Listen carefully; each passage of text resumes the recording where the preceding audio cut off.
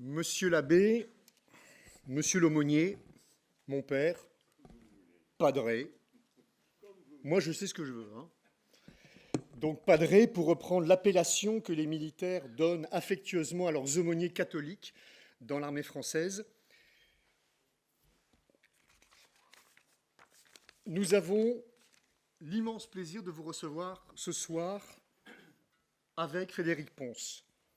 Nous avons ce soir deux très belles personnalités, en tout point en accord avec le modèle icétien.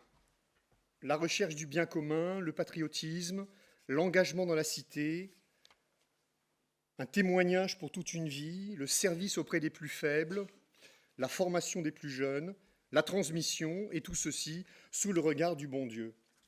Deux personnalités qui se complètent parfaitement, un prêtre, missionnaire et soldat, ayant participé aux grandes opérations de l'armée française entre 1978 et le début du XXIe siècle, au poste d'aumônier militaire, poste éminent pour le salut des âmes, le témoignage et également l'observation de la comédie humaine, dont les armées ne sont pas spécialement exemptes, mais en même temps posent d'une grande discrétion dans une institution qui ne mélange pas le spirituel et le temporel.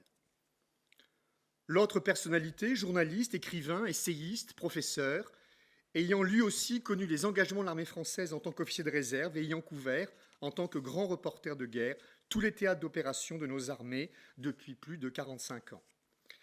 La rencontre de ces deux personnalités ne pouvait produire qu'un magnifique témoignage en ces temps de doute, voire de désespoir pour notre pays et notre civilisation. C'est au moment où on est le plus plongé dans l'obscurité de la pensée que les lumières spirituelles et intellectuelles s'avèrent le plus utiles pour garder le cap, parfois en claudiquant, mais toujours sur le bon chemin, celui qui monte avec des cailloux, mais qui mène quelque part. Ces lumières, entre autres, c'est ce livre coécrit, Padré, mémoire d'un aumônier militaire, qui nous offre l'occasion de vous réunir tous les deux à l'ICES. Donc, Padré, vous êtes né le 11 mars 1937 dans une famille de militaires. La mort de Guy, votre frère aîné, en Algérie, sera le premier grand drame de votre vie. Ce frère que vous admiriez tant, sous-lieutenant au 1er régiment de chasseurs parachutistes, tombé au champ d'honneur le 5 mars 1956 dans les Aurès, dans un conflit qui nous semble aujourd'hui si lointain, alors qu'il apparaîtra peut-être dans quelques décennies comme celui ayant eu le plus d'incidence à long terme pour notre pays. Il convient également de noter qu'en matière de sens de l'honneur et de caractère, vous avez été à bonne école, puisque votre père, chef de corps du 22e régiment d'infanterie, sera condamné à 1 an de prison en 1962, entre autres également, pour avoir rapatrié des familles de harkis en métropole, alors que c'était strictement interdit. À 19 ans, en septembre 1956, vous entrez au séminaire de Poitiers, et en 1958, vous demandez néanmoins à servir comme officier en Algérie. Vous serez alors placé à la tête des unités les plus efficaces durant cette guerre, les commandos de chasse, le commando de chasse du 22e RI, chargé de débusquer l'adversaire. Vous êtes ordonné prêtre le 30 décembre 1963 dans le diocèse de Poitiers et vous rejoignez l'aumônerie catholique en 1970. Vous commencez votre sacerdoce militaire chez les chasseurs alpins au 7e bataillon de Bourg-Saint-Maurice et au 13e bataillon de chasseurs alpins de Chambéry. Puis vous rejoignez les paras, tout d'abord le 3e RPIMA à Carcassonne en 1972, puis les parachutistes de la Légion étrangère, le 2e REP à Calvi en 1975. En 1978, vous participez à l'opération Bonite au Zaïre, aujourd'hui la République démocratique du Congo, en sautant le 16 mai sur Kolwezi, cette ville minière du Katanga tombée aux mains des rebelles. Et vous participez à une opération aéroportée qui aura une immense diffusion et qui, 16 ans après la fin de la guerre d'Algérie, allait redonner à l'armée française un élan et une âme. En 1983, vous êtes réaffecté à Carcassonne et vous êtes engagé dans la force multilatérale de sécurité à Beyrouth, chargée à l'époque, de sécuriser Beyrouth, alors en pleine guerre civile libanaise. Le 23 octobre 1983, c'est le terrible attentat du Drakkar, revendiqué par l'organisation du djihad islamique, l'ancêtre un peu du Hezbollah, qui va entraîner la destruction de la 3e compagnie du 1er RCP et la mort de 58 parachutistes. Vous êtes l'un des premiers à parvenir sur les lieux du drame, aidant physiquement et spirituellement les blessés et administrant les derniers sacrements aux agonisants. 27 ans après le décès de votre frère, le lieutenant de la Bâtie tombe pour la France en murmurant, d'après les témoignages, la prière du para, « Mon Dieu, donne-moi la tourmente, donne-moi ce dont les autres ne veulent pas ». Les paras sont morts pour la France et pour un peuple que notre pays avait toujours promis de secourir depuis les rois de France. Le 23 octobre sera toujours pour vous une journée de douleur et de recueillement, le souvenir de ces jeunes paras ne cessant de vous hanter. En 1984, vous effectuez votre première mission au Tchad dans le cadre de l'opération Manta, avant d'y revenir 2 ans plus tard, cette fois dans le cadre de l'opération Épervier. Ce sera le début d'un long pèlerinage au Tchad, puisqu'en 1986, vous déciderez de rester au Tchad, à Moussoro, au service des soldats chrétiens de l'armée tchadienne, dans ce pays très lié à la France, notamment depuis l'aventure de Leclerc, pays attachant mais d'une grande rudesse, avec des guerriers faisant relativement peu de cas de la vie humaine. Cette période de 10 ans sera l'une des grandes expériences spirituelles de votre vie, sur laquelle vous seul pouvez vous exprimer, mais dont on devine, vu l'extrême dureté des conditions d'existence, qu'elle constitue une sorte d'Everest du sacerdoce. De retour en France, après ces années sahéliennes, vous rejoignez la Légion étrangère en servant dans les 2 maisons mères de la Légion, le 4e et le 1er régiment étranger, Castelnaudary et Aubagne, où vous resterez jusqu'à votre départ à la retraite.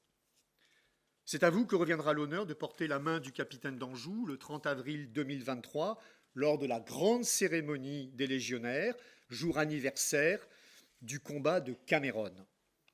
Et le 30 avril dernier, toujours à l'occasion de Cameron, vous serez élevé à la dignité de grand officier de la Légion d'honneur. Mais au-delà de tous les honneurs terrestres, votre plus grande fierté, Padre, sera d'avoir mérité l'estime, l'amitié, l'amour des paras et des légionnaires que vous aurez croisés durant toute votre carrière, et légionnaire d'honneur est probablement votre plus grand titre de gloire. Monsieur Frédéric Pons, cher Frédéric, vous êtes né en 1954, vous êtes journaliste, vous avez été rédacteur en chef à Valeurs Actuelles, écrivain, grand reporter, après avoir été officier au 6e et au 8e RPIMA et avoir été cité au feu lors d'une des premières missions de l'armée française dans le cas de la Finule. Vous avez été longtemps le président de l'Association des journalistes de défense avant d'exercer la vice-présidente des écrivains combattants. Vous êtes l'auteur d'une trentaine d'ouvrages de géopolitique, mais également de romans. Vous êtes l'auteur, entre autres, en 1994, d'une enquête sur l'attentat du Drakkar, les parasacrifiés, et en 2014, d'une biographie remarquée du président Poutine. Vous êtes un défenseur acharné des chrétiens d'Orient et un observateur lucide de la politique algérienne. Vous avez enseigné à Saint-Cyr, à l'école de guerre, et vous enseignez à l'ICES. Colonel de réserve, vous avez été auditeur de la 54e session de l'IHEDN, l'Institut des hautes études de la défense nationale, et vous êtes membre de l'Académie des sciences morales et politiques. D'outre-mer. Cher Padre, cher Frédéric, je vous cède la parole pour un dialogue de vérité sur l'espérance, la fraternité, la grandeur et la petitesse de l'homme, le combat pour se tenir debout.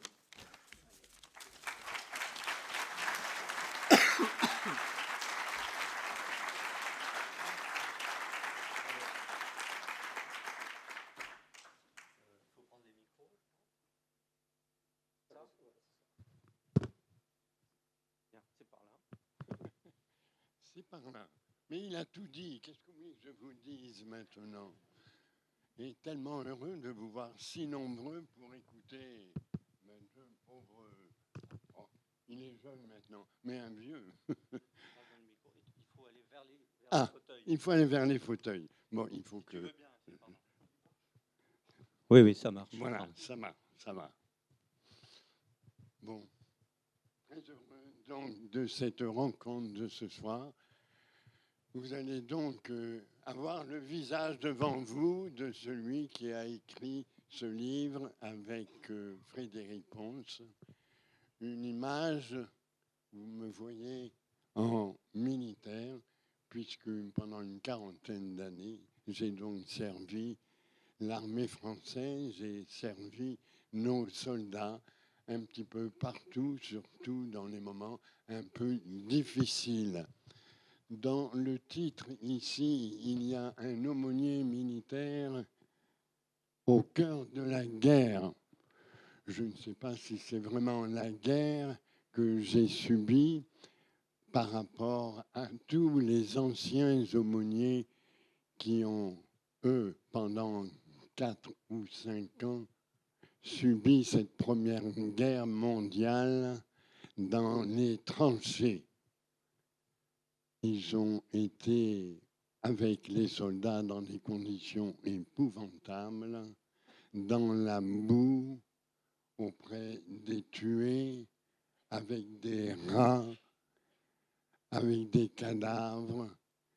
Vous voyez tous ces aumôniers comme le père Brottier et tant d'autres ont connu une vie tellement plus difficile que celle que moi-même j'ai connue au cours de ces 40 années.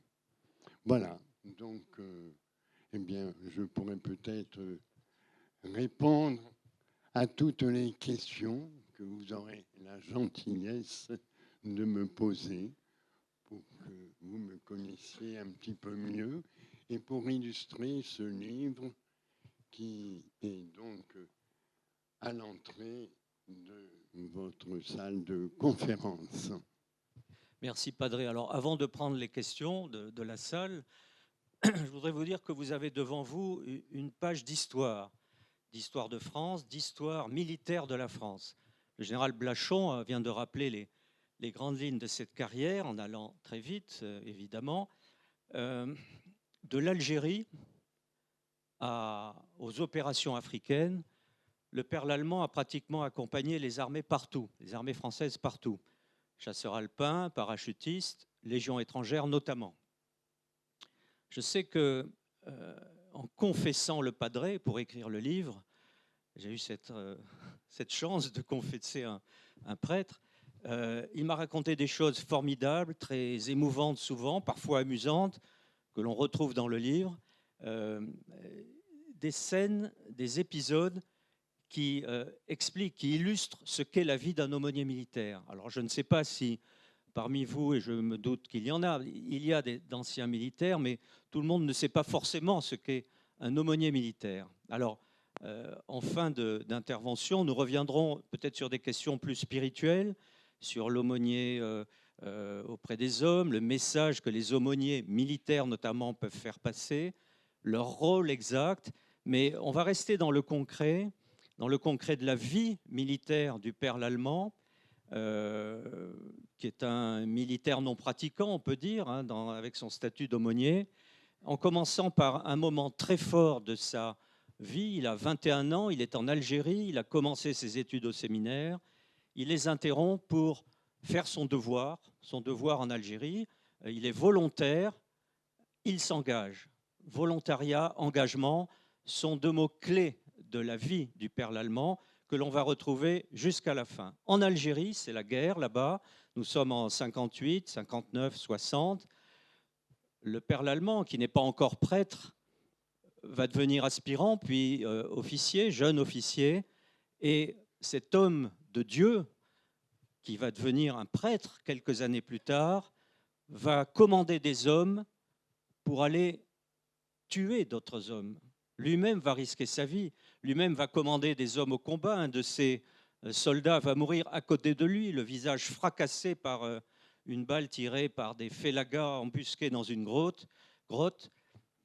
Et cher Padré, pour expliquer mieux au public ce que tu as pu ressentir à ce moment-là, alors que tu es déjà dans ta vocation d'homme de Dieu, mais tu portes les armes, y a-t-il eu pour toi contradiction à ce moment-là entre ton désir de ne pas tuer, tu ne tueras pas, et ton engagement de jeune officier donnant des ordres en direction de jeunes gens, jeunes Français, qui eux-mêmes allaient devoir tuer. Toi-même, tu étais armé, tu étais sous-lieutenant, tu avais une arme au poing.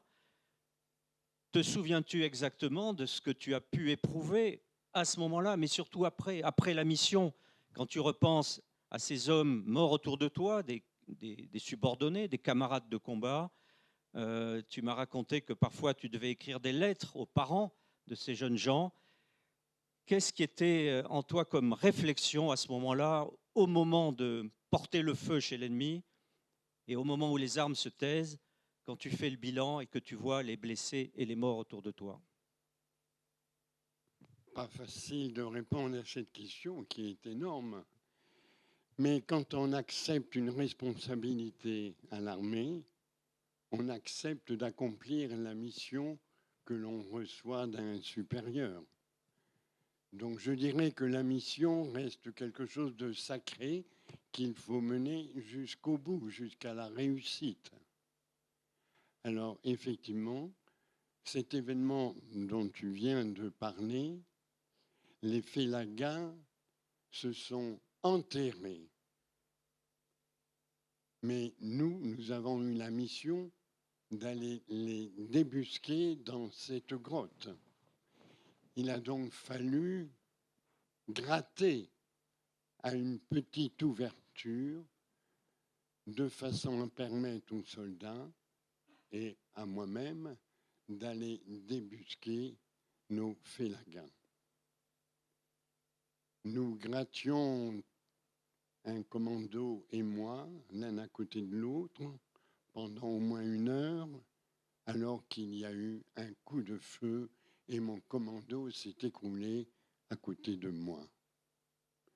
Et le commandant d'unité m'a dit, vous remplacez votre commando par un autre et vous continuez de gratter. Il faut absolument que nous débusquions l'ennemi, sinon il va nous faire du mal.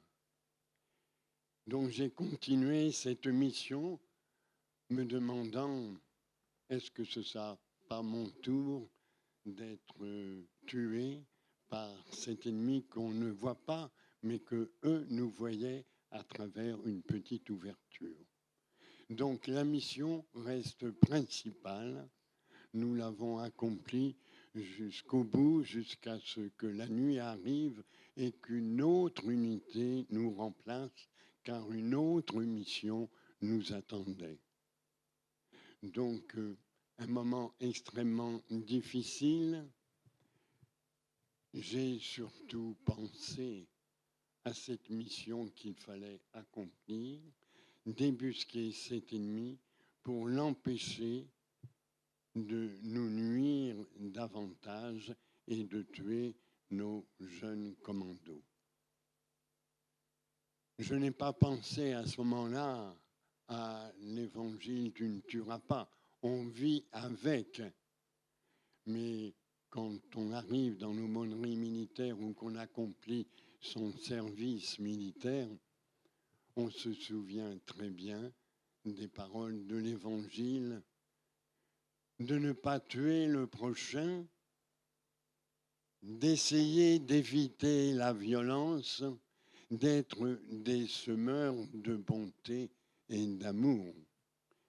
Et j'ai toujours eu comme référence, comme prêtre surtout, eh bien, l'image du centurion.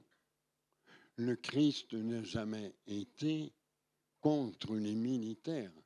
Il a donné cet exemple du centurion romain en disant « Jamais en Israël je n'ai vu une foi aussi grande ». Et vous vous souvenez que au pied de la croix, le premier acte de foi fut d'un soldat. Vraiment, cet homme était fils de Dieu.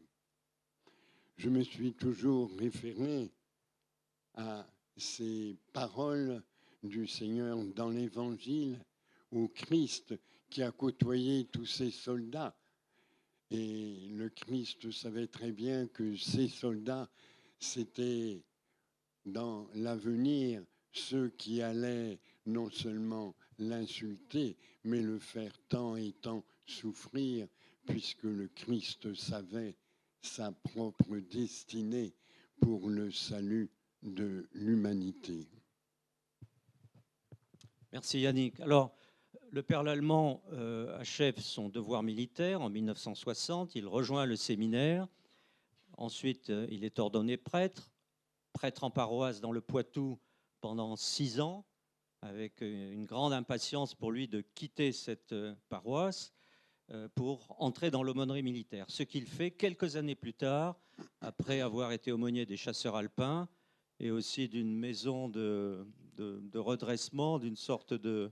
avec de fiefs et bandits, mais tout ça est dans le livre, on ne va pas le raconter, il y a des scènes très drôles, mais je n'en parle pas maintenant, mais c'est vraiment très drôle. On arrive à un épisode majeur de sa carrière, 1978, l'opération française à Kolwezi, dans l'actuel Congo, le Zaïre. Des rebelles attaquent de l'extérieur, vont s'emparer de Kolwezi et du bassin minier, massacrent des milliers d'Africains et d'Européens. Le président Giscard d'Estaing décide d'une intervention aéroportée très audacieuse. Le deuxième régiment étranger de parachutistes est désigné. L'aumônier de ce régiment d'élite, c'est le père Lallemand, et il va partir pour cette mission. J'allais dire première mission de guerre, non, puisqu'il avait mené déjà la bataille en Algérie, mais première mission de guerre en tant qu'aumônier, aumônier militaire. Et là, ça va être un moment très fort. L'opération va être un succès, les rebelles vont être repoussés ou éliminés, les Européens et les Africains sauvés de la barbarie de ces gens-là, et le père Lallemand va être lui-même parachuté avec ce régiment directement au contact. Et Yannick, si tu peux raconter ton saut et ton arrivée au sol et ce que tu as fait. Et portais-tu une arme à ce moment-là? Que faisais-tu? Pourquoi? Et accompagnais-tu les légionnaires dans cette opération aéroportée? Ce que l'on ne sait peut-être pas, quand un jeune est ordonné prêtre, il a plusieurs vœux à faire au Seigneur et à l'évêque. Et en particulier, vous le savez, le célibat, la chasteté, mais aussi l'obéissance. On m'a demandé plusieurs fois, est-ce que c'est vous qui avez sollicité d'être aumônier au 2e régiment étranger de parachutistes, d'aller en Corse, où j'avais 3 sites légions importants, 2 consacrés au 2e régiment étranger et l'autre au 2e REP. Mais j'étais très fier d'aller au 2e REP parce que depuis l'Algérie, aucun aumônier ne sautait en parachute jusqu'à ce moment, cette opération aéroportée qui s'offrait à moi. Le chef de corps m'a fait revenir rapidement parce qu'il tenait à ce que je participe avec ces légionnaires à cette opération. Quand je suis arrivé le soir, j'ai vu le médecin-chef qui me dit « Vous êtes brancardier, voici votre musette, elle est pleine de tout ce qu'il faut pour soigner les blessés. Nous ne savons pas encore où nous allons, quel pays va nous accueillir. Ce que nous savons, c'est que nous sautons sur l'ennemi. Donc vous êtes avec 700 légionnaires qui vont participer à l'opération. Et puis la question, est-ce que vous prenez une arme? Vous pensez bien que j'avais déjà pensé à cela. Et il y a un décret qui avait paru depuis des siècles en 742, qui disait que les religieux pouvaient accompagner les soldats, mais ne devaient pas être armés. Donc moi, j'ai suivi cette loi. J'ai donc sauté en parachute avec mes 700 légionnaires en 2 vagues différentes, 5 avions, la première vague, et dès le lendemain, une autre vague de 5 avions. Et quand j'ai sauté derrière le chef de corps, j'ai atterri sur le cadavre d'un jeune Africain. Nous étions très vite dans le bain de ces événements qui se passaient à Kolwezi, une ville de 100 000 habitants, énorme, avec une odeur de mort dans toute la ville, avec des cadavres dans toutes les rues. Tous ces gens qui avaient été massacrés dans des conditions abominables par un ennemi qui était drogué, qui était dans l'alcool, qui était sous des remèdes pour les pousser à l'action, à combattre, à faire n'importe quoi. C'était horrible. Et nous avons vu, bien sûr, des charniers. Nous avons vu des familles tellement angoissées, mais aussi tellement heureuses de voir que des parachutistes français n'oubliaient pas tous ces Européens qui se trouvaient là-bas et qui passaient dans des moments absolument terribles de peur, d'angoisse, d'être tués sur le champ alors qu'ils n'étaient pour rien dans tout ce qui se passait. Voilà cette opération, le retour de l'aumônier, du prêtre dans l'avion.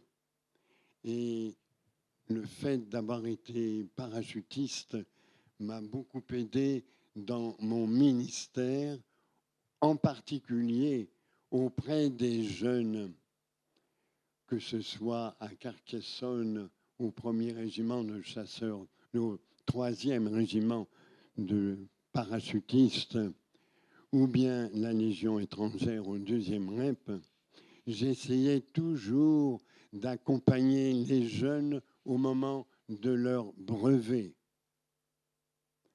Le brevet, passer la porte de l'avion, se jeter dans le vide, parachutiste, oui, ça reste toujours un moment un petit peu délicat. Eh bien, le prêtre est là. Le prêtre est le premier à monter dans l'avion. Tout le monde le voit.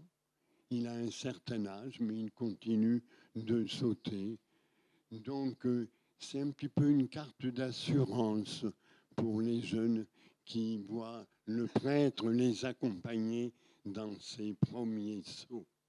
Et en particulier, il y a un saut qui est un peu délicat, c'est le saut de nuit. De nuit, c'est-à-dire que nous ne voyons rien du tout en général, sauf peut-être s'il y a un rayon de lune, mais il faut bien tomber. Mais surtout, on ne tombe pas toujours très bien quand il n'y a pas de lune. Donc le parachutisme m'a beaucoup aidé pour accompagner tous ces jeunes et tous ceux qui ont fait leur premier saut alors qu'ils étaient à la Légion ou bien dans un régiment parachutiste et qu'on se retrouvait à Pau, eh bien, ils ne peuvent pas oublier que le prêtre les a accompagnés jusqu'au bout dans ce moment un peu spécial de se jeter de l'avion le jour comme la nuit. Et puis ensuite, une fois qu'ils sont brevetés, mais c'est la joie, aussi bien pour les légionnaires que pour les autres jeunes, et le prêtre participe à la joie de toute cette jeunesse qui a su se dépasser.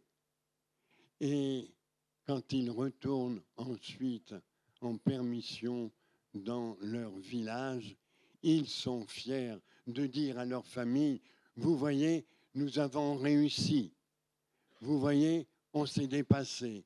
Vous voyez, vous ne nous avez pas fait confiance quand on est parti dans les parachutistes, mais tout s'est bien passé et on est heureux d'être ensemble parce qu'on a réussi ce brevet qui n'est pas forcément un chemin des plus faciles. Vous voyez ce que vient de dire le père Lallemand, c'est très important parce que c'est au cœur de son charisme si particulier qui a fait sa notoriété et sa célébrité. Alors évidemment, sa modestie va souffrir, je le sais, mais je le fais souffrir depuis plusieurs jours déjà avec la parution du livre. Sa notoriété, sa célébrité dans l'armée française, particulièrement dans un certain nombre de corps d'élite, c'est que le padré était légitime. C'était un prêtre qui parlait aux soldats, mais c'était aussi un soldat, un homme qui avait connu la guerre en Algérie, qui a multiplié les opérations extérieures, qui a eu des citations, cette récompense qu'on donne aux militaires pour belle conduite au feu, si on peut dire. Et c'était aussi un athlète, on peut dire un athlète de Dieu. Le monsieur que vous voyez là, monsieur de 88 ans, a été une bête physique, une bête de sport. J'ai des tas de témoignages. Le père Lallemand a fait tous les sommets des Alpes avec ses chasseurs alpins.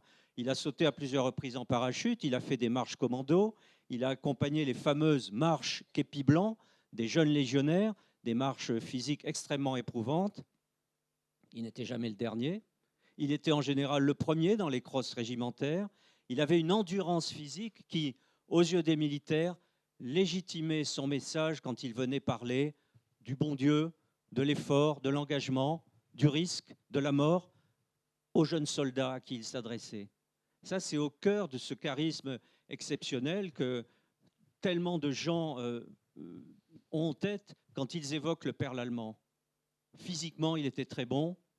Humainement, il était là toujours auprès des plus humbles et des plus jeunes, notamment.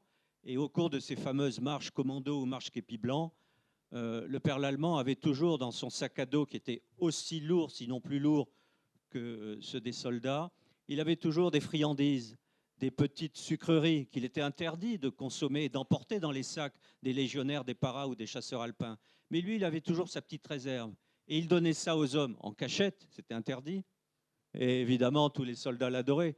Mais au fond de son sac, au fond de ses, tout en bas du sac, après les friandises, le pull, les chaussettes, les rechanges et tout, il y avait son bréviaire de combat, combat pour le bon Dieu, combat spirituel. Ce bréviaire qui a sauté en parachute des dizaines de fois, il avait toujours ce bréviaire. Donc il restait un homme de Dieu, tout en étant en treillis, en tenue de course, en tenue de sport.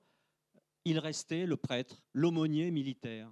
Et c'est comme ça que les croyants et les non-croyants, les chrétiens, les musulmans, les bouddhistes, que l'on voit notamment, que l'on trouve à la Légion étrangère, appelaient le père Lallemand padré, padré.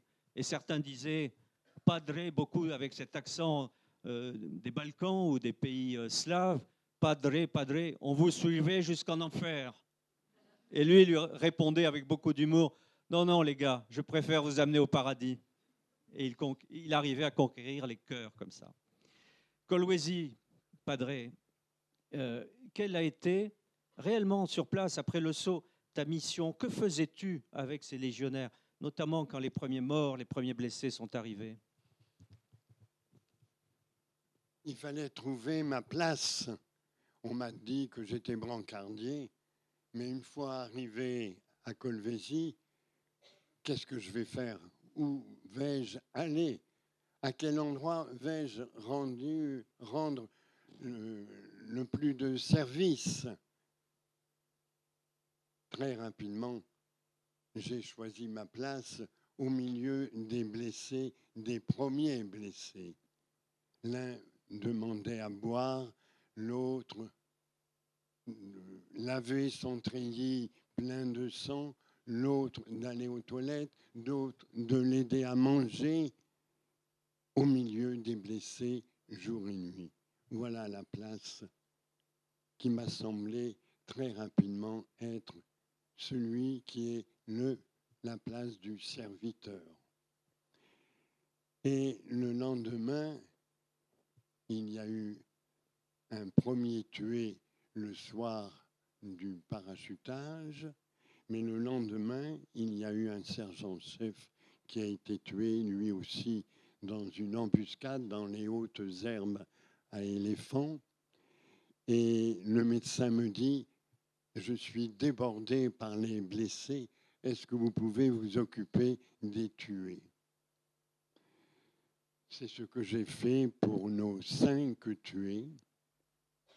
Avec 2 légionnaires, nous nous sommes occupés de ces jeunes camarades qui viennent d'être tués au service de la paix dans ce pays à 6000 kilomètres. Ils sont morts pour la France, ils sont morts pour la paix dans ce pays vers lequel on était venu pour ramener justement la bonne entente entre toutes ces ethnies. Me voilà donc m'occupant des tués. Mais nous n'avons rien, parce que dans nos musettes, nous avons juste ce qu'il faut pour nous-mêmes. Pas un linceul, pas de linge de rechange, rien. Comment vais-je pouvoir habiller le corps de mes camarades qui viennent d'être tués? Alors, en faisant très attention, je vais ramper vers la zone de saut où sont restés nos parachutes. Je vais prendre plusieurs parachutes de secours, ce qu'on appelle les ventraux, là, les parachutes sur le ventre, et ils vont me servir pour habiller nos tués et ensuite les faire partir par le premier avion qui s'en ira sur Paris. Mais très vite, le médecin me dit, depuis une semaine, l'hôpital civil n'a pas eu un médecin. Les rebelles ont empêché les médecins de s'occuper des malades, des gangrènes. Donc depuis 10-12 jours, pas de médecin à l'hôpital.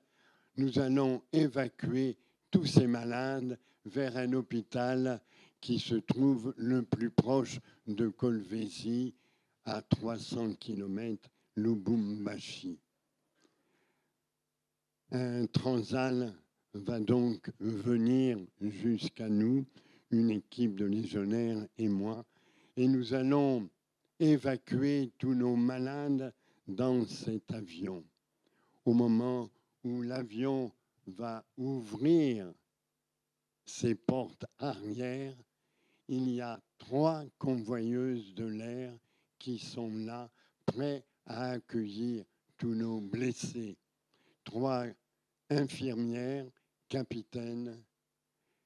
Ces infirmières que nous ignorons pour la plupart du temps, qui sont des jeunes femmes tout à fait remarquables, qui ont accueilli tous ces blessés qui n'avaient pas vu de médecin depuis si longtemps.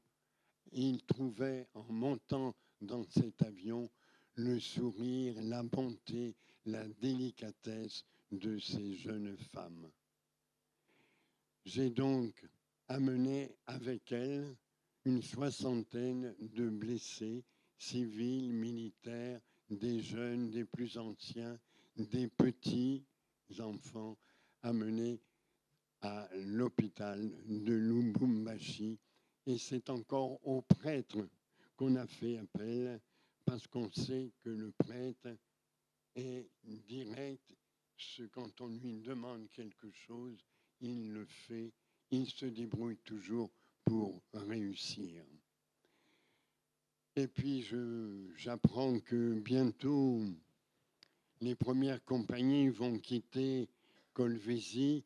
Je demande au chef de corps de célébrer la messe pour tous nos morts, les 5 morts qui ont été tués, ceux de nos rangs, mais aussi il y avait un officier et 5 sous-officiers qui étaient instructeurs de l'armée zaïroise et qui ont été enlevés par les rebelles. Nous étions chargés de retrouver leurs traces, ou peut-être leur corps. Donc, nous n'avons pas à ce moment-là réussi à les retrouver, ni vivants, ni morts. Mais nous avons fait cette célébration, cette messe, pour ces 6 tués qui étaient venus servir les militaires du Zaïre. Et puis, j'ai demandé au curé de la cathédrale de Colvézi de se joindre à cette messe, à nous, parce qu'il y avait tous ces morts, civils, militaires, européens, africains, tous ces morts, il fallait aussi prier pour eux.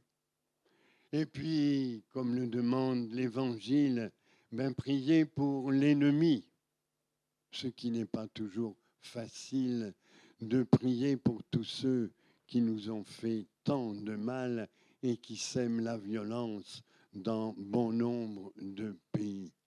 Donc cette messe a rassemblé la majorité des légionnaires et de tous ceux qui étaient disponibles pour confier toute cette jeunesse à la tendresse de notre Dieu. Ils sont venus servir, car il n'y a pas de plus grand amour, nous dit l'Évangile, que de servir les autres, que de les aimer. Ce qu'ont fait nos 5 légionnaires et ces serviteurs des bérets rouges qui étaient venus aider l'armée zaïroise. Voilà cette mission sur Colvézi. Kolwezi est la première des opérations extérieures, les fameuses OPEX. Ça commence en 1978 et commence un cycle de pratiquement 30 ans, 30 à 35 ans, qui va voir les armées françaises opérer un peu partout, d'abord au Zaïre, mais ensuite en Afrique, dans toute l'Afrique sahélienne, au Liban et jusqu'en Afghanistan sur ces dernières années. Les gestes et les mots que vient d'évoquer le père Lallemand le situent dans la cohorte, la longue cohorte des aumôniers militaires en temps de guerre. En l'écoutant là ce soir et en l'écoutant lors de nos longues discussions pour le livre, je repensais aux aumôniers de la Grande Guerre 1914-1918, dans la boue des tranchées. Je repensais aux aumôniers militaires en Indochine, ceux d'Algérie. Le père Lallemand a refait les mêmes gestes que tous ces aumôniers pour la première fois depuis bien longtemps, c'est-à-dire rassurer, penser, désinfecter les plaies, nettoyer les excréments, tenir la main de celui qui va mourir, envelopper les corps dans les linceuls, les parachutes. Ils étaient arrivés en parachute, ils sont repartis en parachute dans la soute des avions. Et tous ces gestes, tous ces mots situent bien le travail nouveau que l'on redécouvre là dans ces années 70, le travail des aumôniers militaires. Et vis-à-vis du commandement, c'est important parce qu'un certain nombre de chefs n'avaient pas trop envie d'avoir le padré au milieu d'eux. Le padré prenait une place dans l'avion, le padré était une bouche à nourrir en opération. Et très vite, grâce à cette opération de Kolwezi, les chefs militaires ont compris toute l'importance d'avoir un homme de Dieu dans les opérations aux côtés des soldats, comme les grands chefs d'autrefois, 14-18 Indochine, Algérie, avaient compris que c'était nécessaire. À Dien Bien Phu, les aumôniers militaires, il y en avait 4 ou 5, ont fait ce travail, refait des années plus tard à Kolwezi par le père Lallemand. Le père a raconté aussi les convoyeuses de l'air, les capitaines, infirmières. Vous savez, à Dien Bien Phu, qu'il y avait une convoyeuse de l'air, Geneviève de Galard, qui a fait elle aussi, dans la boue des tranchées de Dien Bien Phu, ce travail aux côtés des aumôniers. Après Kolwezi, 1978, la vie continue. 5 ans plus tard, la France est à Beyrouth, dans le cadre d'une opération multinationale avec des Américains, des Italiens et quelques Britanniques, pour aider le Liban à se sortir de cette guerre, pour aider à restaurer l'État libanais pour sécuriser la vie à Beyrouth, la vie des Libanais. Une mission pour la France au service des Libanais. Nous sommes en 1983. La situation se tend. La France a beaucoup d'ennemis. Les Syriens, les chiites du Hezbollah, les Iraniens. La France ne sait pas qu'elle va être frappée très durement, comme les Américains. À l'aube du 23 octobre 1983, une première explosion, il est 6h20, 6h22, au quartier général américain sur l'aéroport de Beyrouth, un camion suicide et les Américains vont perdre 241 Marines et des dizaines de blessés. 2 minutes plus tard, à quelques centaines de mètres, une explosion retentit. Le poste français Drakkar, où se trouvait une compagnie du 1er CP, est anéanti. Une explosion énorme qui va transformer cet immeuble de 8 étages en un château de cartes en béton effondré. Dessous, il y a plus d'une soixantaine d'hommes. 58 vont mourir. Une quinzaine, une vingtaine vont être blessés très gravement. Le père Lallemand raconte dans ces pages du livre ce qui s'est passé. Le général qui commandait Beyrouth passe la porte de sa tente, ouvre le pan de toile et lui dit « Padré, Drakkar n'existe plus.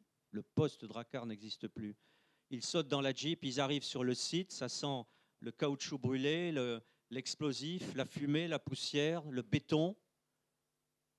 Et tout de suite, ils entendent les râles sous les décombres des parachutistes coincés. Le plus âgé a 39 ans, je crois, c'était un capitaine. Le plus jeune venait de fêter ses 18 ans. Le padré les connaissait tous. Le padré est là, il a sa petite pelle bêche à la main. Pendant des jours et des jours, dans la poussière, il y a des photos, c'est saisissant. La transpiration et les larmes se mêlent sur son visage dans la poussière. Il va gratter, il va prier, il va parler au-dessus de cet amas de béton où dessous des hommes, ses enfants sont en train d'agoniser. Le padré, depuis cette époque, comme il le dit, porte sa croix. Il a beaucoup pleuré. Un padré, ça pleure. Un padré, ça a peur aussi. C'est un homme. Il a beaucoup pleuré. Et depuis cette époque, il le dit avec pudeur, et il ne voudra peut-être pas le dire, mais je le dis à sa place, le padré n'a plus de larmes pour pleurer. Tellement il a pleuré là-bas. Ses enfants, il en avait baptisé certains, marié d'autres. Quand tu arrives sur place, Yannick, tu entends les cris dessous, tu sais qui sont les jeunes paras-dessous. À quoi penses-tu? Tu te tournes vers le ciel, Seigneur, mon Dieu. Pourquoi cette violence? Ces jeunes n'étaient venus que pour construire la paix dans ce pays qui était en guerre civile depuis 8 années. Pourquoi, Seigneur, avez-vous permis ce drame? Avec tous ces jeunes qui étaient la joie de vivre. Depuis un mois, ils étaient là, ils étaient heureux, ils travaillaient jour et nuit pour essayer de faire en sorte que toutes ces ethnies s'entendent. Mes jeunes étaient sous ce tas de terre, de plaques de béton, et avec le général, tous les deux, au-dessus de ce tas, nous savions que nos jeunes pouvaient être encore vivants. Et pendant 4 jours, nous avons gratté tous ces décombres, tous ces déchets, et nous avons réussi à sortir 12 parachutistes, blessés, certes, mais ils étaient là, ils étaient vivants. Mais les autres. Pendant 4 jours, j'ai essayé de leur parler, de leur dire, on ne vous oublie pas. Gardez courage, vous entendez, les secours vont venir. Avant de partir à Beyrouth, nous avions fêté la Saint-Michel. Et un certain nombre d'entre vous Vous connaissez cette prière à Saint-Michel. Seigneur, je ne vous demande pas ce qu'on ne vous demande jamais. Je vous demande la tourmente, la souffrance. Tous ces jeunes qui étaient là, sous mes pieds. On avait chanté ensemble à cette messe de la Saint-Michel. On avait demandé au Seigneur cette tourmente, cette souffrance. Et nous étions en train de la vivre. Pendant ces 4 jours, la seule voix qu'il connaissait, c'était la mienne. Je ne devais pas aller à Beyrouth. C'est un jeune aumônier qui devait partir avec eux. Mais il a été accidenté en apprenant justement à sortir de l'avion. Il s'est fait une entorse du genou sans même monter dans l'avion. Aussitôt, le message est arrivé de Paris. Jean-Pierre te remplace à Pau, toi tu le remplaces pour partir à Beyrouth. Mais je les connaissais tous, car ces jeunes, j'étais avec eux au moment de leur brevet. J'étais dans l'avion avec eux. Nous avions fait tous ces sauts ensemble. Nous nous étions réjouis ensemble après leur brevet. Nous avions fait tant de marches ensemble. Nous étions allés au brevet espagnol ensemble. C'était vraiment mes petits, mes gamins, mes enfants. Je savais qu'ils étaient là encore un bon nombre, vivants. Mais je n'allais pas leur dire, vous allez tous mourir. Au séminaire, on n'apprend pas ces situations. Au séminaire, on nous apprend peut-être que dans les derniers moments, il faut proposer les sacrements de l'extrême-onction. Mais mes petits étaient là, vivants, et je les encourageais à tenir parce que j'espérais peut-être un miracle.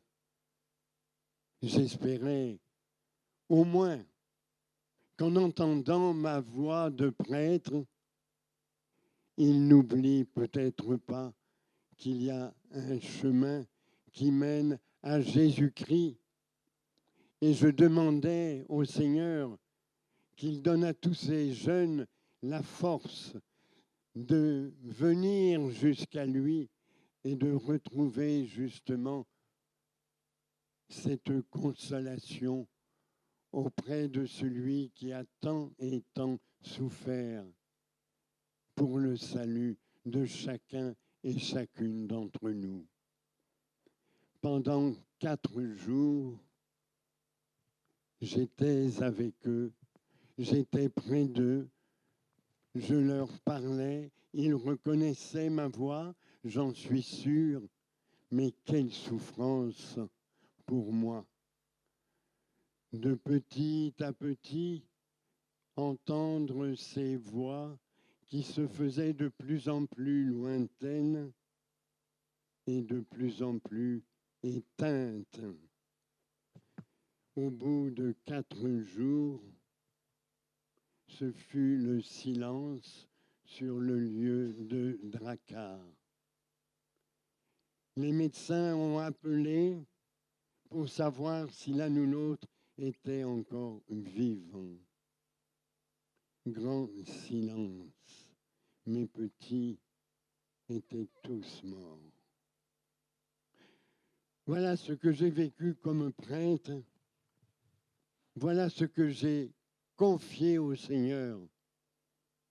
Toute cette richesse venue parce qu'il n'y a pas de plus grand bonheur que de donner sa vie pour les autres. Il l'a réalisé, tous ces jeunes. Et c'est avec confiance que je les confiais au Seigneur, sachant que les premiers à recevoir la récompense suprême, ce seraient tous ces jeunes qui ont donné leur vie pour que d'autres vivent mieux, apprennent à mieux vivre dans la paix, dans la douceur, dans la bonté, dans l'entraide, dans la solidarité, qu'ils apprennent à vivre, à travailler ensemble. C'est le but de la prière de l'aumônier, d'accompagner jusqu'au bout ces petits qu'il connaissait tous parfaitement. Et au bout de 4 jours, les engins sont arrivés et les corps qu'on commençait à retrouver ont défilé devant moi. Vous imaginez voir tous ces corps meurtris, blessés, eux qui étaient pleins de vie quand j'avais passé 2 jours et 2 nuits à Drakkar, là où ils vivaient, là où ils travaillaient, là où ils étaient heureux d'être ensemble, car tous avaient découvert leur deuxième famille, après la famille du père et de la mère, ils découvraient ce qu'était vivre ensemble dans une camaraderie franche et vraie. Cette camaraderie, ils l'ont vécue jusqu'au bout. Les corps ont défilé devant moi pendant toute une journée et ensuite, la gendarmerie s'en occupait pour retrouver les noms, les prénoms. Ils avaient tous leurs plaquettes en fer qui a toujours existé pour que justement, dans des cas précis, on puisse retrouver le nom et le prénom de celui qui vient de mourir. Ma tante était à 50 mètres des grandes tentes où étaient rassemblés les cercueils. Et toutes les nuits, pendant 3 semaines, avant que les corps ne repartent vers Paris, je me relevais pour aller retrouver mes gamins, relire leurs noms, leurs prénoms, caresser leurs cercueils. C'était bien mes petits. Je revivais avec eux ce que nous avions vécu ensemble dans l'avion, dans les marches, en Espagne, leur joie, leur goût de venir servir les autres. Je retrouvais tout cela. Chaque nuit, j'allais pleurer sur leur cercueil. Et le général me dit un jour, ce soir, c'est le grand départ. C'est encore vous qui êtes la dernière espérance pour le départ de nos jeunes. À la tombée du jour, entre 2 torches, je me retrouve devant 58 cercueils drapés de bleu, blanc, rouge. J'ai peur de craquer. Heureusement, un jeune arrive en soutane. Il me dit, je suis séminariste français. Je fais mes études de théologie chez les maronites. Si vous avez besoin de moi, vous savez que je suis là. Et je lui ai dit, si je craque, tu prends mon papier. Je voulais dire la reconnaissance de la France, du Liban, à tous ces jeunes, leur dire merci. Et puis les confier justement à ce Dieu qui nous aime à l'infini, qui sans cesse désire le bonheur de ses enfants de la terre, mais ces enfants ont le cœur tellement dur qu'ils ne peuvent pas s'entendre entre eux.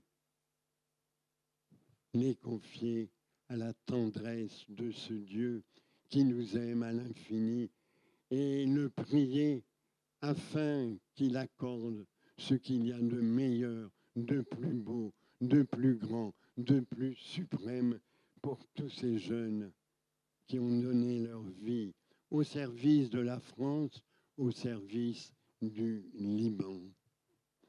Tous ces jeunes, je suis sûr qu'ils seront les premiers à la résurrection à entrer dans le royaume de lumière et ils seront accueillis par Notre-Dame du Liban qui domine cette belle cité de Beyrouth qui n'est souvent encore maintenant qu'un lieu d'événements si tristes pour tous les habitants de toutes ces religions qui pourtant depuis tant de siècles avaient l'habitude de travailler et de vivre ensemble.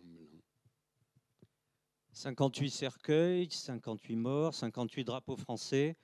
Ça a été la perte instantanée la plus importante pour l'armée française depuis la Seconde Guerre mondiale. Dieu merci, nous n'avons pas connu d'autres tragédies de cette sorte après cette funeste année 1983. Après le 23 octobre, il y aura d'autres attentats, d'autres morts, plusieurs dizaines de morts, 74 morts français au service du Liban. Ce que ne dit pas ce soir le Padre, mais ce qui est dans le livre, le récit saisissant de ces nuits qu'il va passer et de ces homélies d'une force incroyable qu'il va devoir prononcer à Beyrouth même, alors que tous les ennemis sont autour, des ennemis sans visage. On a longtemps hésité à désigner les ennemis, ceux qui avaient frappé notre contingent. On sait aujourd'hui que les commanditaires étaient iraniens et syriens et que les exécuteurs étaient les précurseurs de ce qu'on appelle aujourd'hui le Hezbollah chiite libanais. Et les responsables ont été éliminés au fil des années, hélas, je ne dirais pas par nous, Français, mais par les Israéliens. Le dernier étant Hassan Nasrallah, le chef du Hezbollah, qui avait été un agent très opérationnel de l'Iran à Beyrouth et qui portait une part de la responsabilité de l'assassinat de nos parachutistes. Dans ses homélies, le Padre exprime toute la sagesse des évangiles, mais quand on lit ce qu'il dit dans ces pages, on y sent aussi la colère de l'homme, la colère du père, de ses gamins, comme il dit, de ses petits, mais une colère transcendée par la lecture des évangiles. Et comme le dit Charles Péguy, le découragement est une insulte aux morts. Le Padre, tous les officiers, sous-officiers et soldats qui ont continué la mission ne se sont pas découragés. Ils ont rempli la mission jusqu'au bout sans pouvoir réussir tout ce qui était prévu au départ, mais le contingent s'est tenu dignement malgré ces pertes terribles, un traumatisme que porte encore l'armée française aujourd'hui. Et le père l'Allemand était déjà connu après Kolwezi, et là on peut dire que sa légende, d'une certaine façon, associée à cette affaire de Beyrouth, va se répandre dans toutes les armées. On le verra en photo à ce moment-là. Il va devenir une personnalité très connue de nos armées françaises, très respectée au Liban notamment, et dans l'ensemble de nos armées. On est en 1983, le Padre revient, les missions se poursuivent, son apostolat auprès des armées, et puis 83, 84, 85, des missions au Tchad, en Centrafrique et au Tchad. Et là, au Tchad, le Padre rencontre des soldats tchadiens. C'est très émouvant parce que des soldats tchadiens chrétiens qui se précipitent vers lui lors de ces missions. Le Padre étant en treillis de combat, il accompagne les unités. Et ces pauvres soldats tchadiens lui disent « Mon père, on a faim de Jésus, on a faim de Dieu, on a faim de la messe, on n'a plus rien. » Dans l'immensité du Tchad, dans l'immensité musulmane du Tchad, ces pauvres chrétiens, soldats, étaient complètement isolés. Ils avaient faim de Dieu. Et ça va percoler un peu dans la tête du Padre.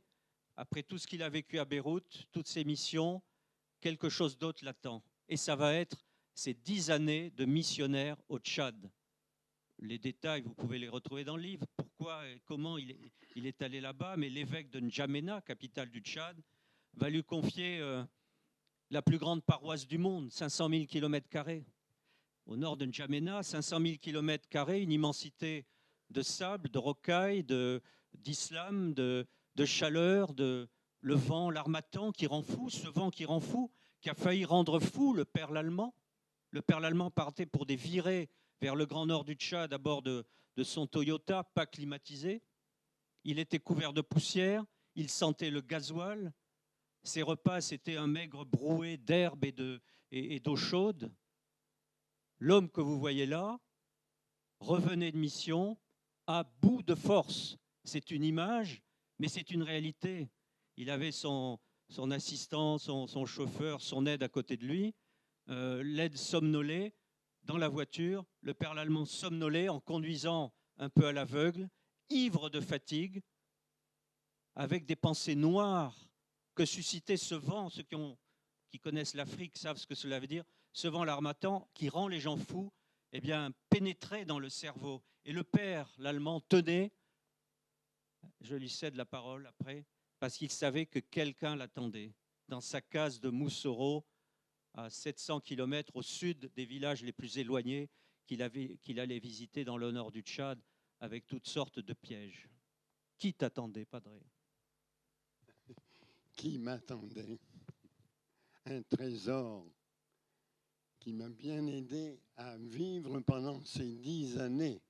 Sans lui, je ne crois pas que je serais là devant vous. Dans ma case, en sable, comme dans tout le pays, il y avait une pièce que j'avais réservée pour la célébration de la messe, pour un petit tabernacle et pour le Saint-Sacrement. Saint-Sacrement, mon trésor. Alors mon plaisir, ma joie quand je revenais, c'était tout de suite d'aller voir celui qui m'attendait, que je savais être là. Quand je célèbre la messe, c'est bien au présent. Ceci est mon corps, ceci est mon sang. Ce n'est pas du passé, ce n'est pas l'avenir.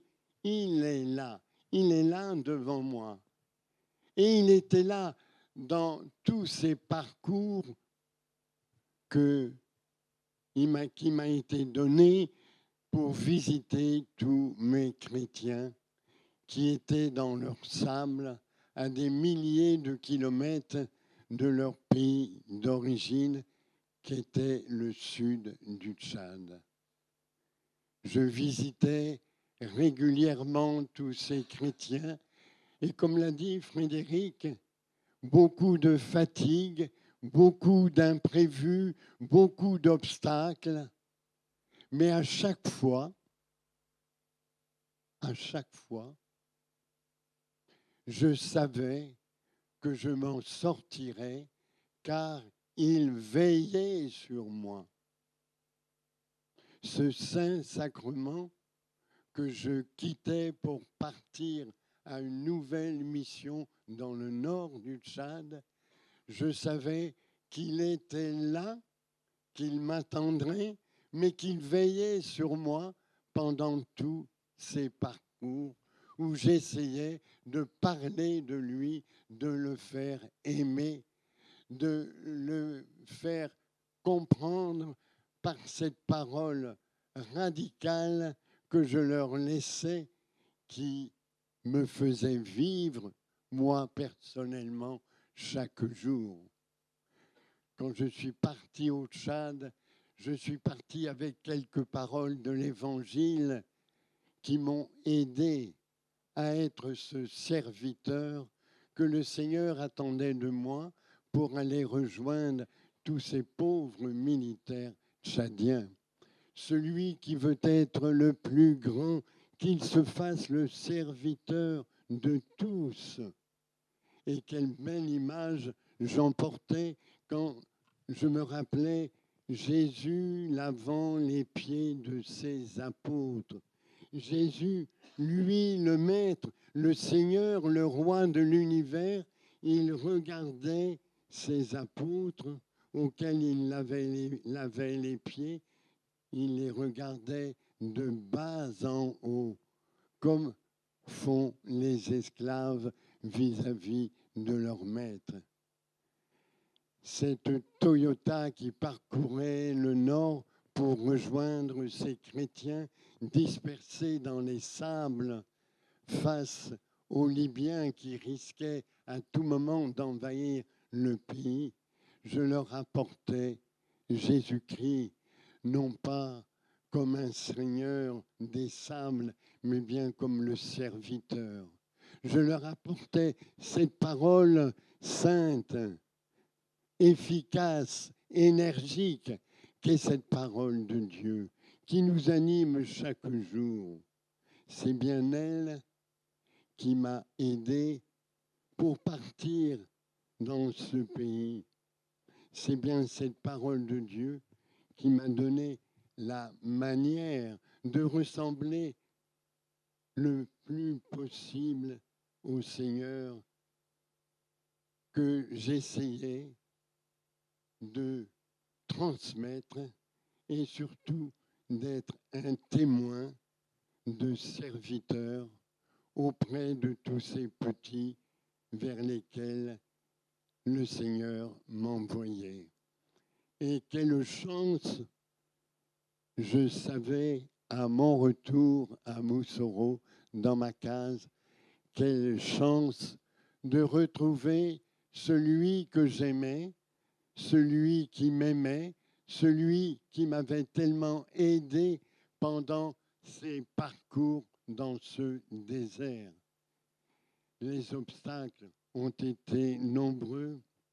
Il m'est arrivé un jour, en plein désert, d'être arrêté par 2 voyous avec leurs armes. Que faire sinon de m'arrêter? Heureusement, j'avais pris un capitaine d'une compagnie tchadienne agricole à un point d'eau. Il s'autosuffisait et ce capitaine m'avait demandé de partir avec moi parce qu'il fallait qu'il rejoigne la capitale. Quand il a vu ces 2 voyous, il était en boubou. Il a mis la main sous son boubou et j'ai entendu clic-clac. Il a armé son pistolet. Et les 2 voyous, en entendant ce clic-clac, ont eu peur. Et les 2 fusils des derniers cris se sont abaissés devant nous. Il les a interpellés dans leur langage et j'ai pu repartir en remerciant la Providence, car sans ce capitaine, sans le secours du ciel, je ne serais pas là, car il m'aurait tué pour prendre mon véhicule, mon carburant, peut-être le riz qui me restait ou quelques rations. La Providence Vous savez maintenant quel bruit fait la Providence. Clic-clac. Le padré a échappé aussi à la piqûre mortelle d'un scorpion noir, ces gros scorpions qui tuent chaque année quelques dizaines de gens dans le nord du Tchad. Le padré a échappé à la mort par épuisement, par les fièvres. Le padré est un survivant. Celui que vous voyez ici a survécu à 10 ans de mission au Tchad dans la plus profonde déréliction physique, mais avec une énergie spirituelle qu'il puisait auprès de ce Saint-Sacrement. Et le padré me disait qu'il lui faudra, à son retour du Tchad, 1 an et demi pour se remettre en condition, pour réémerger dans le monde de la civilisation. Une chose que j'ai découverte en écoutant le padré parler de cette mission, je le connais depuis 1983, mais ça ne m'était jamais apparu très clairement. Ces 10 années de mission au Tchad, il me les a racontées à un moment où je revenais d'un voyage dans le sud algérien sur les pas du père de Foucault, Tamanrasset, le Hogar et la Sécrème.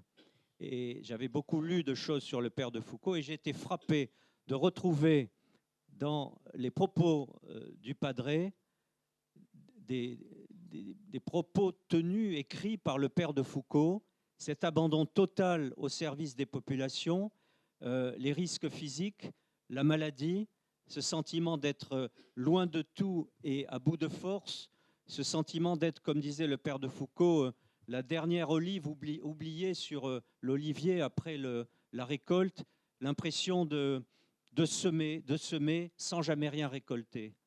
Et ce parcours des 10 ans de mission du père Lallemand dans le nord du Tchad s'apparente d'une façon incroyable au parcours du père de Foucault à Tamanrasset et dans cette région.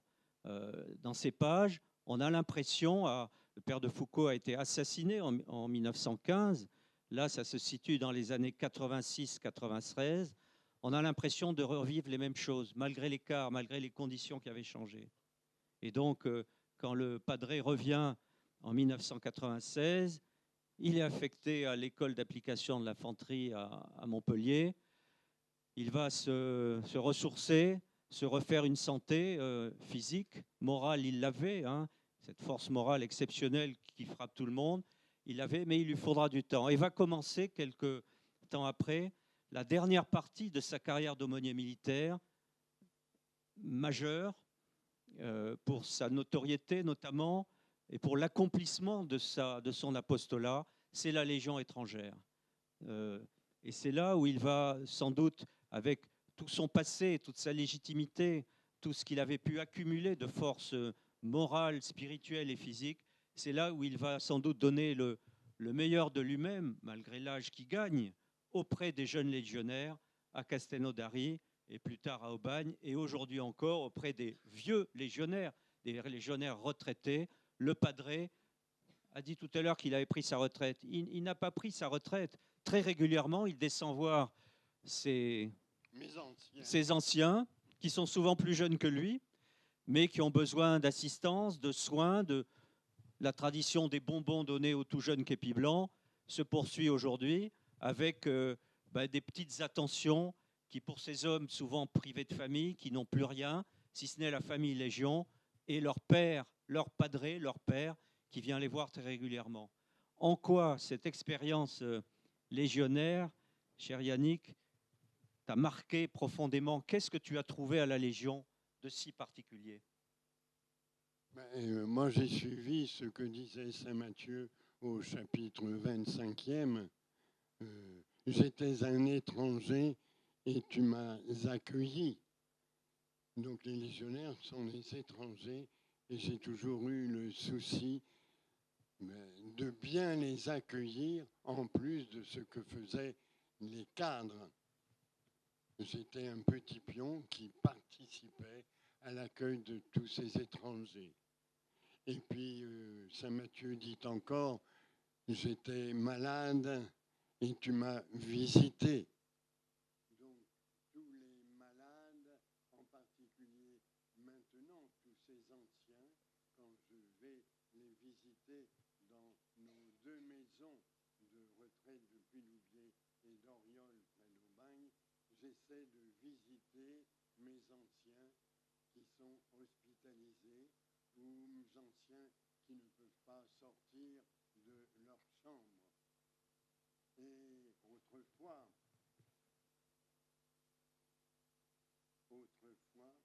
quand j'étais à Calvi, j'allais même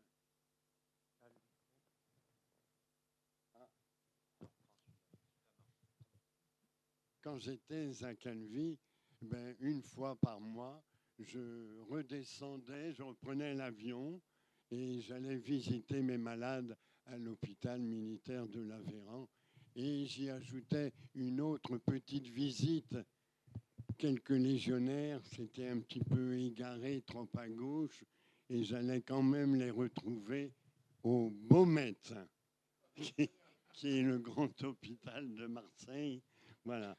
Et j'essayais toujours de faire en sorte que le jour où ils se présentaient devant les juges, ceux qui allaient le juger, j'essayais toujours de leur apporter un beau costume, qu'ils soient fiers de montrer que malgré leurs méfaits passagers, ils étaient fiers d'avoir été légionnaires, d'avoir servi la France.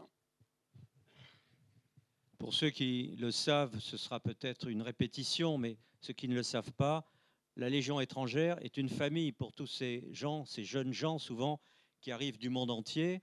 La Légion, c'est 9000 soldats, 156 nationalités, et c'est sans doute le plus beau modèle d'intégration, de creuset que le monde puisse offrir aujourd'hui.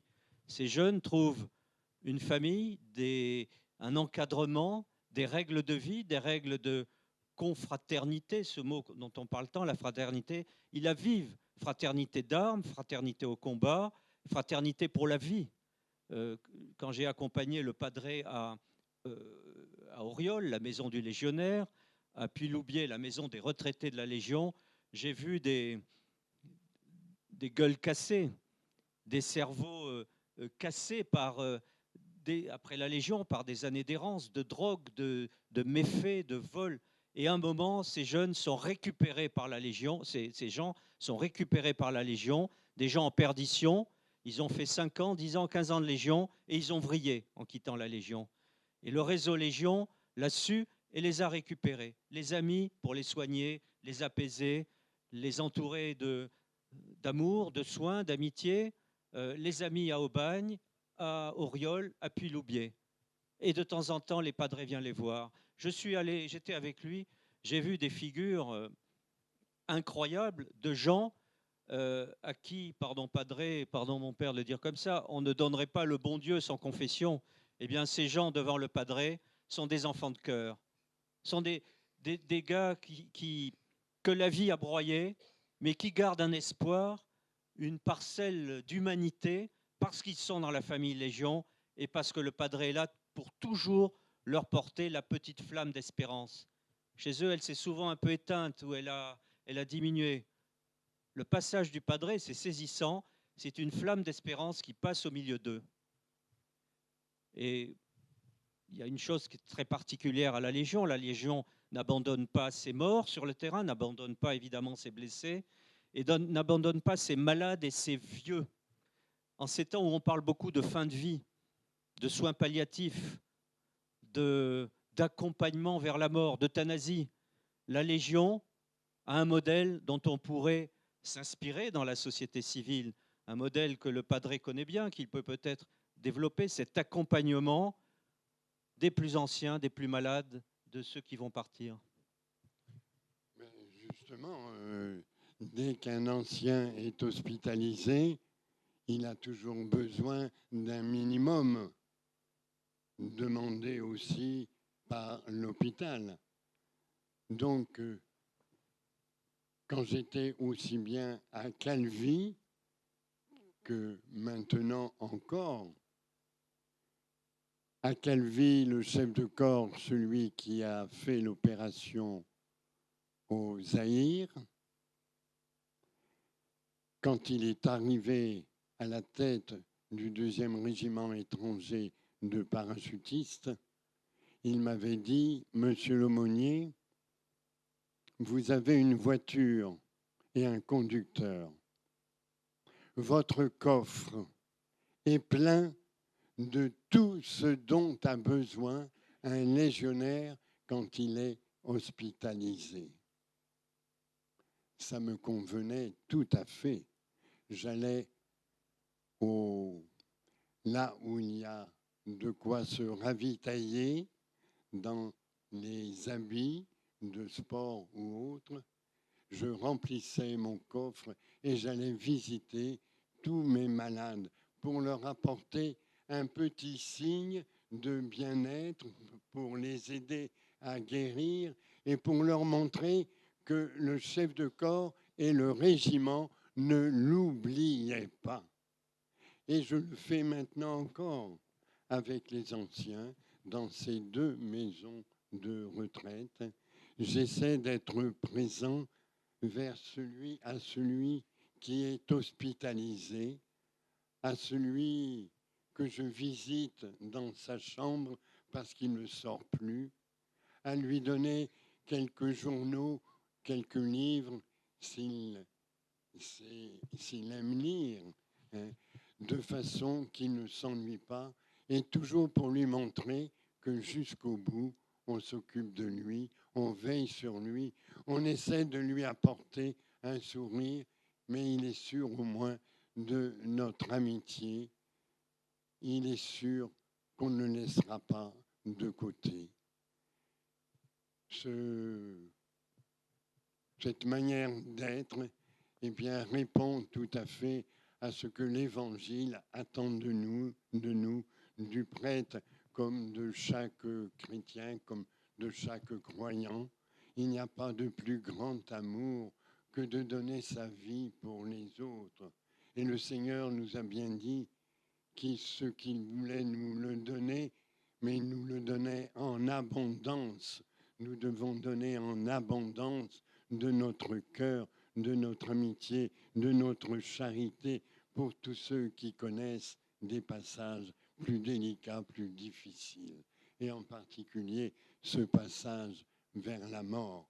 Il y a une main secourable qui essaie d'être avec eux jusqu'au bout.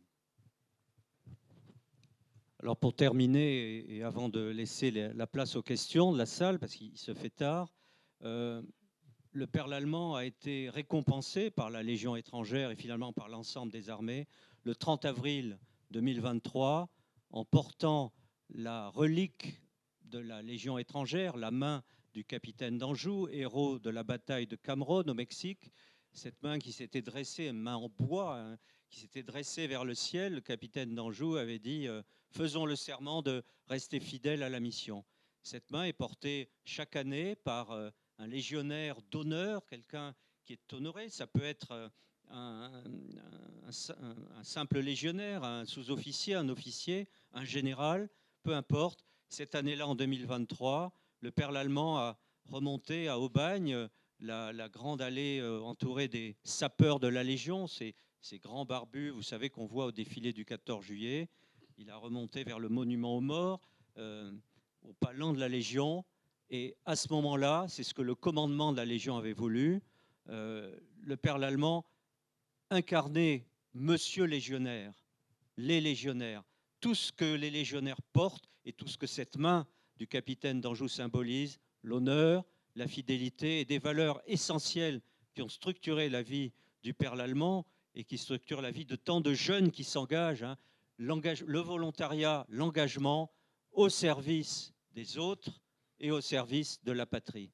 Le Père Lallemand a bouclé en quelque sorte sa carrière militaire, même si ça n'est pas fini, il vous le dit, il continue ses missions ce 30 avril 2023 au palan de la Légion avec la musique de la sarabande de Handel, un moment très très fort de sa vie qui a en quelque sorte mis un point final aux honneurs qu'il pouvait recevoir en sachant que cette année, en 2025, il a été élevé à la dignité de grand officier de la Légion d'honneur.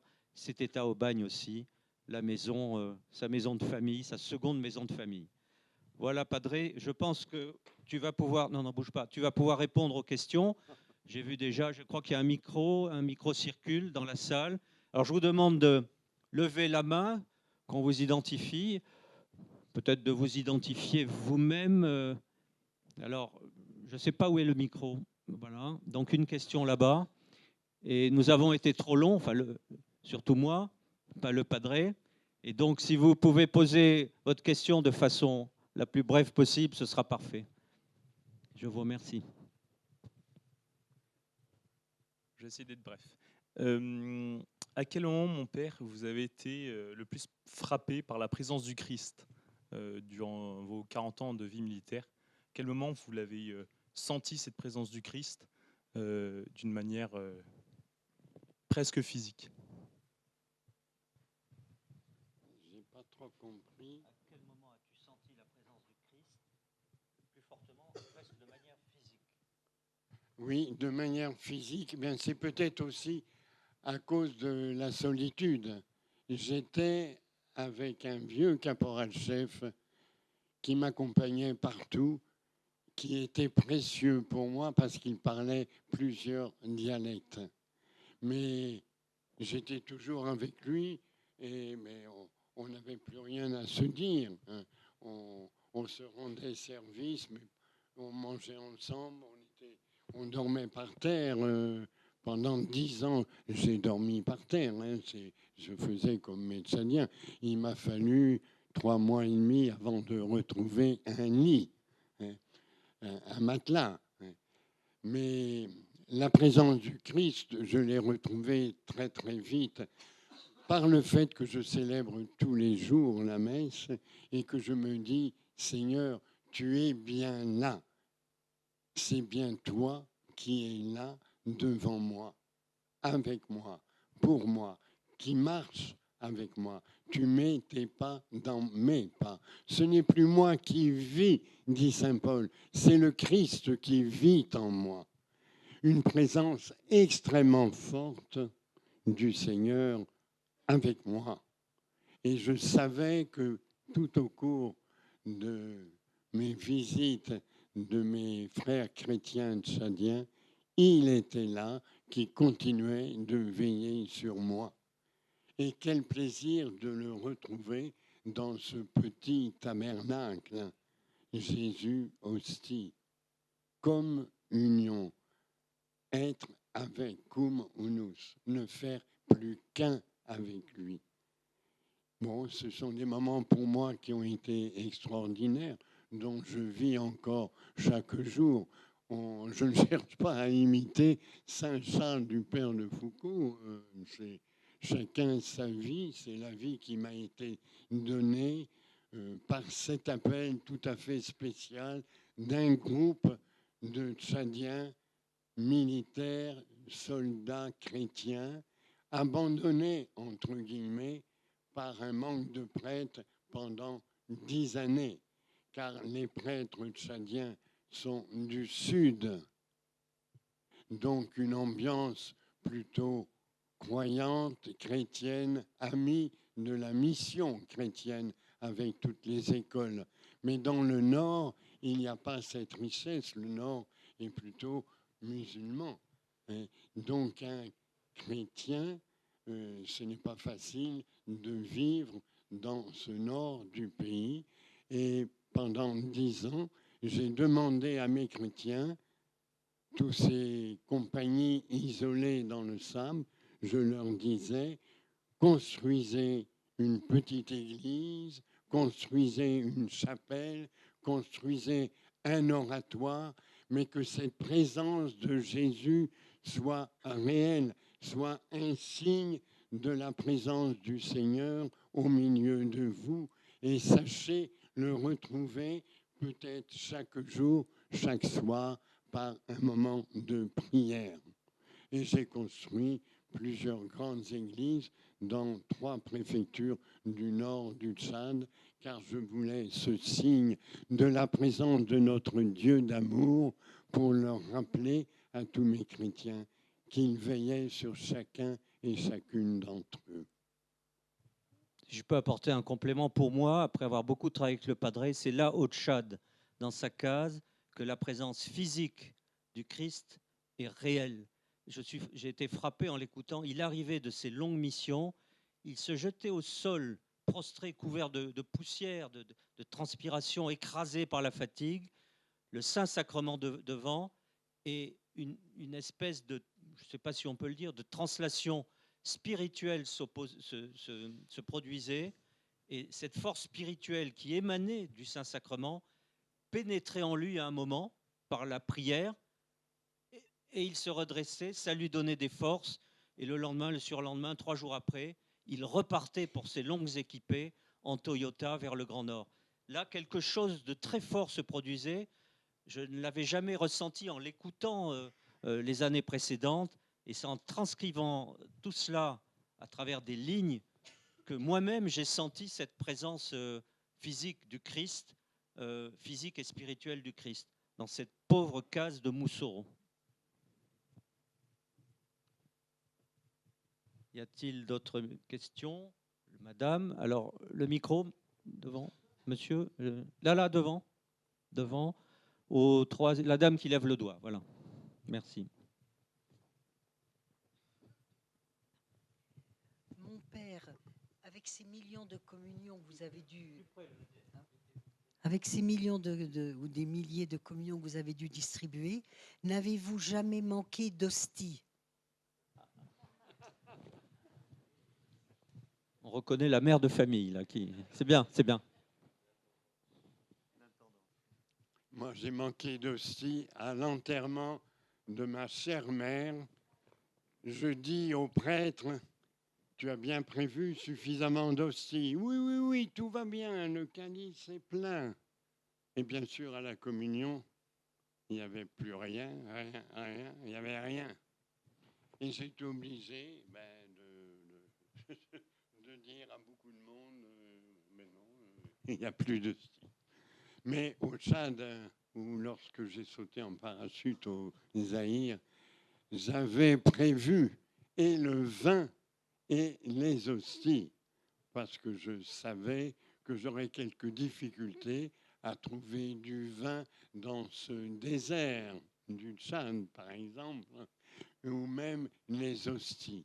Et il m'est arrivé une fois de remplacer l'hostie par quelques morceaux de pain ou de biscuits de ration.